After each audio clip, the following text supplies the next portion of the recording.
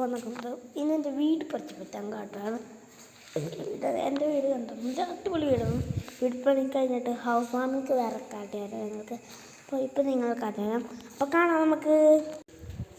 കാഴ്ച പറഞ്ഞ നമ്മളുടെ അടുത്ത വീടാണ് ഇത്. Master bedroom. അപ്പോൾ ഇത് ഞാൻ കാട്ടണം. ഒരു കബോർഡ് ഉണ്ട്, ഒരു കബോർഡ് ഈ തുറക്കാൻ പറ്റില്ല.